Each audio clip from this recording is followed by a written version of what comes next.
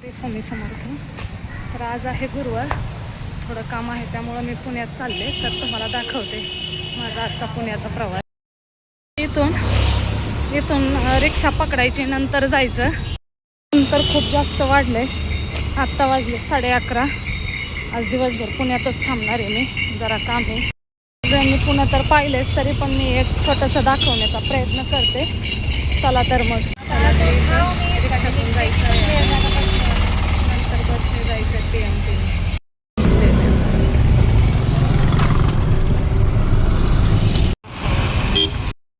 कामं चालू त्यामुळे उशीर पण लागतो आणि रिक्षा पण लवकर भरत नाही, त्यामुळे खूप वेळ लागला मला इथपर्यंत यायला.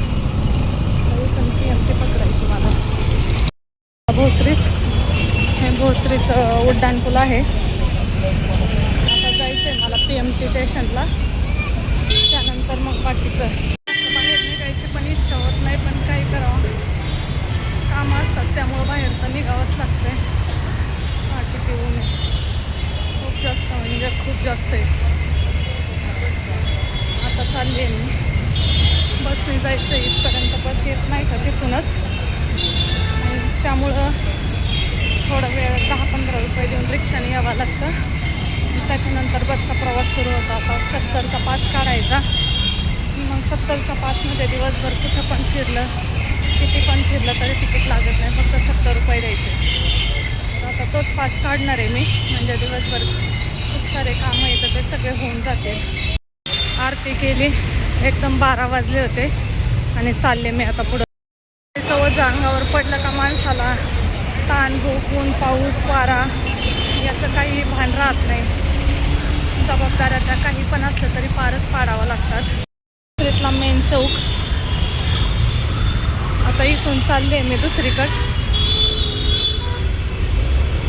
खूप जास्त गर्दी असते ह्या वेळेला काही कायमस्वरूपीच असते. सीझन चालू आहे तर मागं पाहू शकता सगळे आंबेच आहेत. खूप जास्त गर्दी आहे आंबे विकणाऱ्यांची. बस स्टॉप आहे बघा इकडं, आणि आंबे किती इथं, सगळ्या बस स्टॉपच्या तिथं आंबे इथं. झाला आंबा आहे. क्रॉस करणं पण मुश्किल होतं आहे, इतकी गर्दी इथं. आता मी बस स्टॉपला, पुण्यात कुठं पण जायचं असलं तरी इथूनच सगळ्या बस लागतात. पाहू शकता खूप जास्त बसची गर्दी आहे. माझ्या मागं पुढं साईडनी सगळीकडे बस आहेत. आता तिथंच आले मी. बस स्टॉप आहे इथं. पुण्यात कुठं पण जायचं असेल तर सगळ्या मार्गाच्या बस इथंच लागतात.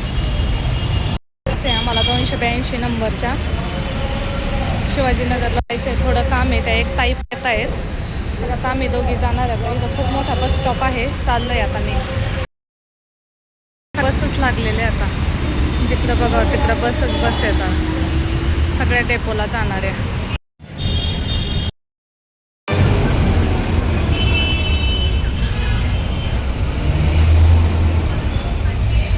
काढला का दिवसभर गेले पुढं पण फिरा नसती येत. नदी किती छान आहे, गढूळ पाण्याची नदी. बसमधून जात होते आणि हा शिवाजीनगर जवळचा परिसर आहे. शिवाजीनगर क्रॉस केलं होतं, पुढं जायचं होतं कोथरूडकडे.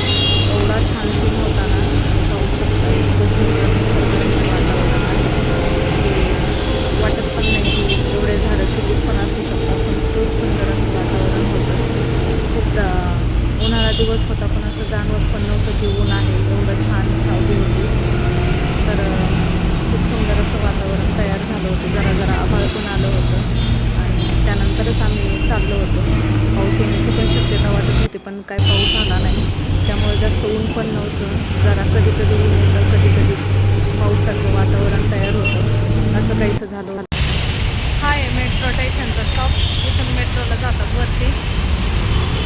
आणि मी 70चा पास काढला होता. आम्ही तिघी जण येतात. तर यायचं म्हटलं तर 100 रुपये तिकीट आहे. 70चा पास काढला, येऊन जाऊन किती पण फिरा 70मध्ये होऊन जातं आहे.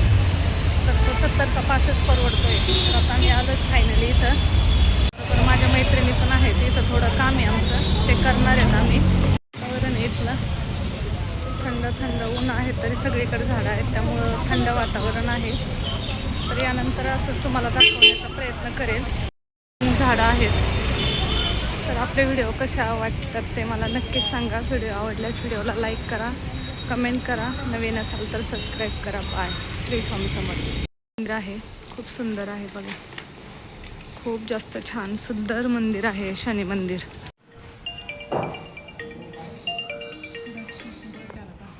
त्यानंतर दुपारी थोडा वेळ होता आणि योगायोग काय आमचं काम करत होतं. आम्ही तिघीजणी होतो. एक सोनाली म्हणून माझी फ्रेंड आहे, एक ताई आहेत. तर अचानकच स्वामींचं मंदिर दिसलं. हम गया नई जिंद आहे असं खूप छान लिहिलेलं होतं. स्वामींचा आशीर्वाद घेतला आणि पुन्हा नव्याने कामाला सुरुवात केली. तर मी तर असं समजते की ही माझ्या आयुष्याची नवीन सुरुवात आहे. जे मागं जे होऊन गेले तो माझा भूतकाळ होता. आता वर्तमान काळ मला खूप चांगला जगायचा आहे. त्यामुळं मी नवीन सुरुवात करते. तर स्वामींच्या मंदिरात बसून खूप छान वाटले. खूप असं शांतता होती तिथं आणि बाहेर असं खूप सुंदर वातावरण झालं होतं.